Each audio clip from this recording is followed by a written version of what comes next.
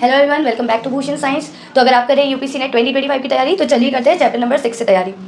Chapter है आपका chemical and ionic equilibrium, जिसमें क्वेश्चन पूछा गया है for the reaction N2+3H2 which is giving ammonia के 2 मोल यानी कि हेबर प्रोसेस है। Which of the following represent the equilibrium constant expression Kc। अब यहाँ पर आपको कांस्टेंट एक्सप्रेशन Kc की वैल्यू पूछ रहा है, तो आपको पता होना चाहिए कि जब हम Kc की वैल्यू लिखते हैं तो बेटा हम करते क्या है, हम पहले रिएक्टेंट के जो कॉन्सेंट्रेशन होता है उसको लिख लेते हैं और नीचे लिख लेते हैं प्रोडक्ट यानी कि उत्पाद के कॉन्सेंट्रेशन को, और जो भी आपके नंबर ऑफ मोल्स रहते हैं वो आ जाते हैं stoichiometric coefficient to the power पे। तो जैसे आप इस क्वेश्चन को देख रहे हैं N2 और 3H2 क्या है बेटा, आपके यहाँ रिएक्टेंट है, तो मैं इसको लिख देती हूँ N2 और यहाँ पर H2 के 3 मोल्स यानी स्टोइकियोमेट्री जो है वो पावर पे चली जाएगी। और अगर मैं प्रोडक्ट की बात करती हूँ जो कि है अमोनिया, तो इसके कितने मोल होते हैं बेटा, 2 मोल। तो इसी तरीके से आपका Kc जिस भी ऑप्शन में रहता है, जैसे कि आप देख सकते हैं option number 1 is the right option.